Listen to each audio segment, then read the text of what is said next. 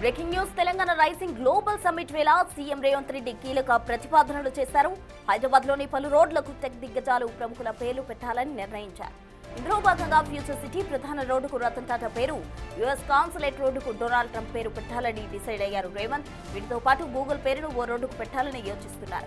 Microsoft road, Wipro జంక్షన్లకు సైతం tech దిగ్గజాల పేర్లు పెట్టాలని యోచిస్తున్నారు CM Revanth Reddy.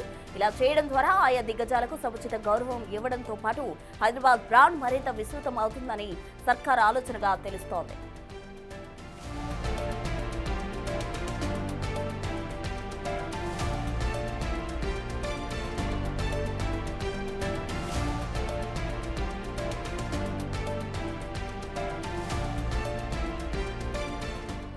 Telangana rising global summit వేళ సీఎం రేవంత్ రెడ్డి కీలక ప్రతిపాదనలు చేశారు.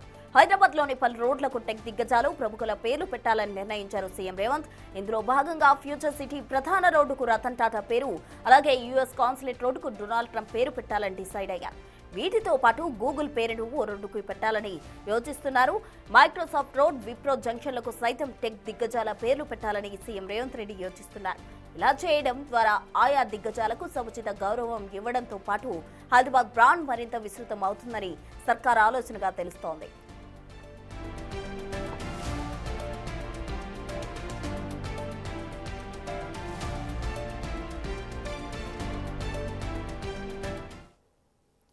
తెలంగాణ రైజింగ్ గ్లోబల్ సమ్మిట్ వేళ సీఎం రేవంత్ రెడ్డి కీలక ప్రతిపాదనలు చేశారు. పూర్తి వివరాలు అసోసియేట్ ఇన్పుట్ ఎడిటర్ నగేష్ అందిస్తారు ఫోన్ లైన్ ద్వారా. నగేష్, చెప్పండి, సీఎం రేవంత్ రెడ్డి చేసిన కీలక ప్రతిపాదనలు ఏంటి, వాటికి సంబంధించిన కంప్లీట్ డీటెయిల్స్ ఏంటి? అంటే ఇంటర్నేషనల్ వచ్చే విధంగా, అంటే తెలంగాణ ఇంటర్నేషనల్ లో ఒక రూపకల్పన జరిగే విధంగా కూడా రోడ్ల నిర్మాణం, అంటే వాటన్నిటికీ పేర్లు పెట్టాలని చెప్పి ప్రభుత్వం నిర్ణయించింది.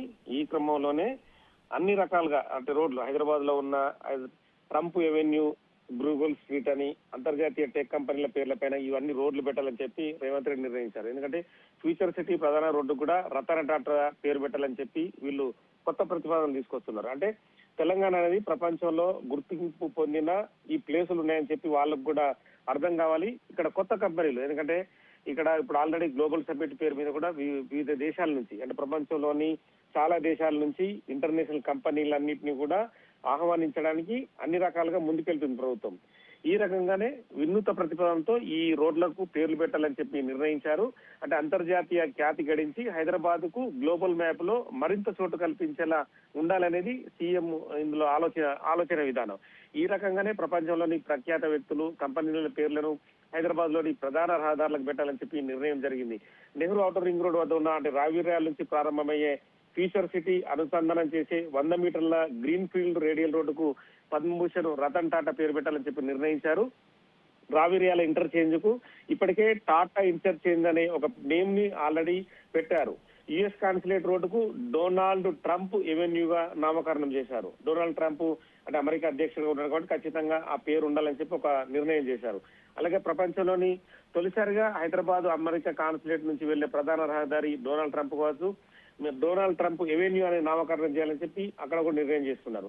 కేంద్ర విదేశాంగ మంత్రిత్వ శాఖకు, అమెరికా రాయబార కార్యాలయానికి కూడా ఈ నేమ్స్ పైన కూడా ప్రభుత్వం లేఖ రాయనుంది.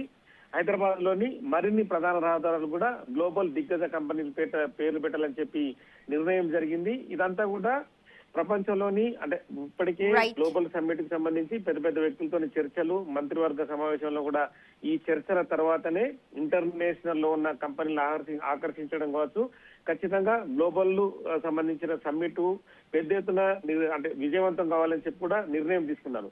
ఇక అక్కడ ఉన్న ఒక ముఖ్య రహదారికి కూడా గూగుల్ స్ట్రీట్ అనే పేరు పెట్టేందుకు కూడా ఒక ప్రణాళిక పెట్టారు. Microsoft road, Wipro junction road, ఇలా మొత్తం ప్రపంచంలోని గుర్తింపు పొందిన వ్యక్తుల పేర్లు, సంస్థల పేర్లను కూడా పెట్టడం వల్ల తెలంగాణలో ఈ రోడ్లు ఉన్నాయి, ఇక్కడ పెద్ద ఎత్తున డెవలప్మెంట్ జరుగుతుందని చెప్పి కంపెనీలను ఆకర్షించడం, పెద్ద ఎత్తున పెట్టుబడులు పెట్టి యువతకి ఉద్యోగాల అవకాశాలు కల్పించడం కావచ్చు, అలాగే పెద్ద ఎత్తున కంపెనీలు రావడం కూడా తెలంగాణ ఆర్థికంగా మరింత డెవలప్ కావడానికి కూడా దోహదం చేస్తుందని చెప్పి ప్రభుత్వం భావిస్తోంది. Right Nagesh, thank you.